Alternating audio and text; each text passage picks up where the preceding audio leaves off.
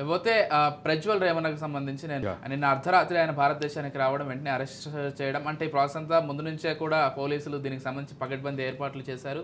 ఆయన అరెస్ట్ కూడా అయ్యారు. జేడీయూ నేత ప్రజ్వల్ రేవణకు సంబంధించి ఆయన పైన వస్తున్నటువంటి ఆరోపణలకు సంబంధించి, ఆయన అరెస్ట్కి సంబంధించి ఎలా చూడాలి?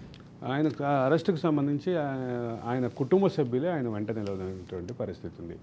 ఆ కుటుంబానికి పెద్ద దిక్కుగా ఉన్నటువంటి దేవగౌడ చాలా తీవ్ర స్వరంతో ప్రజ్వల్ రేవణ్ణని ఈ విషయంలో నువ్వు చేస్తుంది తప్పు, నీకు సంబంధించినటువంటి నీ మీద వచ్చినటువంటి ఆరోపణలు, దానికి సంబంధించినటువంటి ఎవిడెన్స్లు సబ్స్టాన్షియల్గా ఉన్నాయి కాబట్టి నువ్వు వచ్చి పోలీసులకు లొంగిపోవటం ఉత్తమం, లేకపోతే నా ఆగ్రహానికి గురి కావాల్సి వస్తుంది అని చెప్పి దేవగౌడ హెచ్చరించారు. దేవగౌడకి సంబంధించినటువంటి ఈ హెచ్చరిక ఖచ్చితంగా ఆ కుటుంబం యొక్క క్లియర్ లైన్గానే భావించాలి. అంటే దాంట్లో ఆ కుటుంబంలో రెండు వాదాలు ఉన్నాయి, రెండు విభేదాలు ఉన్నాయి, ఇట్లా రకరకాల చర్చలు అయితే ఉన్నాయి.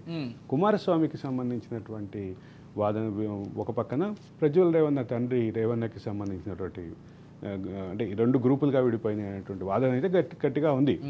కానీ కర్ణాటక రాజకీయాల్లో ఒక ప్రభావశీలమైనటువంటి శక్తిగా గతంలో పనిచేసి దేశంలో దక్షిణ భారతదేశం నుంచి మొదటి ప్రధానిగా ఉన్నటువంటి దేవగౌడ చివరికి బయటకు వచ్చి ఆయన ఆ మాట చెప్పాల్సినటువంటి పరిస్థితి వచ్చింది.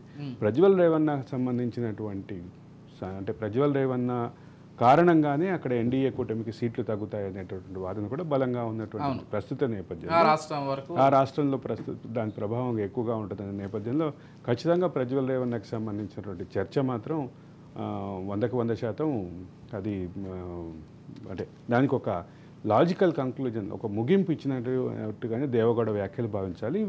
దేవగౌడ ఆగ్రహం వ్యక్తం చేసేసరికి అతను వచ్చేసారు. రాగానే పోలీసులు అరెస్ట్ చేసినటువంటి పరిస్థితి ఉంది. మొత్తం మీద అయితే ఈ పర్టికులర్ అంశంలో ఖచ్చితంగా మాట్లాడాల్సినటువంటి కొన్ని పాయింట్స్ అయితే ఉన్నాయి.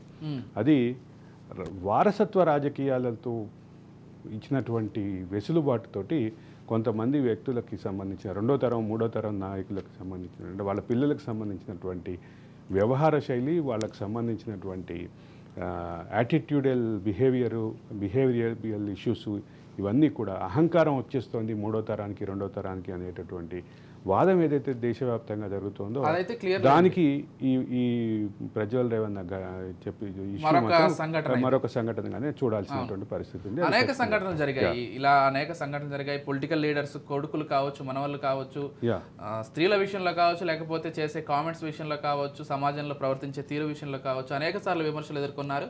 ఇప్పుడు ఇదొక మరొక పెద్ద అంశంగా తెరపైకి రావడం, దేశవ్యాప్తంగా చర్చకు రావడం, సొంత కుటుంబ సభ్యులు, సొంత తాత దీనికి సంబంధించి విమర్శలు చేయడం, వచ్చి లొంగిపోవాలని చెప్పడం హైలైట్ గా నిలిచింది. అంటే ఆయన ఔన్నత్యాన్ని ఆయన కాపాడుకున్నారు అనేది కూడా వినిపిస్తోంది. దేవగౌడ ఒక ప్రధానిగా చేసి ఖచ్చితంగా ఆ గౌరవాన్ని నిలబెట్టుకున్నారని చెప్తున్నారు. అంటే దాని విషయంలో కూడా ఇంకో వివాదం ఉంది. రేవణ్ణ కుటుంబం కంటే కూడా కుమారస్వామి కుటుంబానికి దగ్గరగా ఉన్నాడు దేవగౌడ, కాబట్టే వ్యాఖ్యలు చేశారు అనేటటువంటి వ్యాఖ్యానాలు కూడా ఉన్నాయి.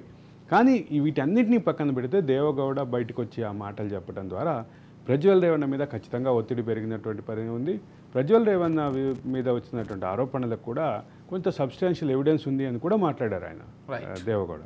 ఆ రకంగా దేవగౌడ ప్రధానిగా పనిచేసి ఇంట్లో ఉన్నటువంటి కుటుంబ సభ్యుల విషయంలో చాలా ఫర్మ్గా ఉన్నారు అనేటటువంటి, ప్రధాని పదవిలో పనిచేసి ఆయన దానికి తగినట్టుగా వ్యవహరించట్లేదు అని చాలాసార్లు విమర్శలు వచ్చినటువంటి పరిస్థితి ఉంది. కాబట్టి ఈ విషయంలో మాత్రం దానికి లాజికల్గా ఒక ముగింపు పలకటం కోసం దేవగౌడ ఆన్సర్ ఇచ్చారు, వ్యాఖ్యలు ఉన్నాయని చెప్పాక తప్పదు.